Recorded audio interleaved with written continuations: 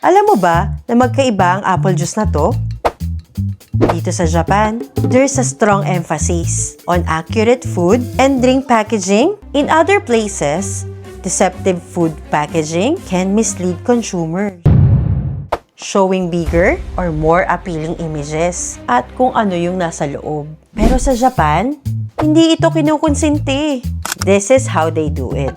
Japanese consumers expect honesty, kaya every detail from product size to expiration is clear. Example ng fruit juice na ito. Kung ang product ay may less than 5% juice, only carton fruit is allowed for packaging. Kung ito ay nasa 5% hanggang less than 100%, whole fruit images are permitted. At kapag 100% juice naman, slice at realistic fruit images.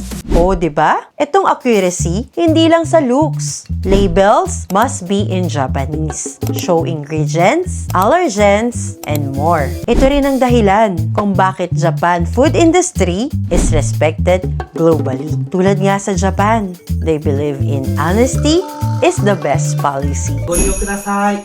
ありがとうございました。 A beautifully packaged product that reflects its content. Kaya next time you shop, look closely at the packaging. Sabi nga nila, the detailed packaging gives confidence and assurance that what you see is truly what you get. This is Ayumi J, sharing stories. Let's explore Japan together.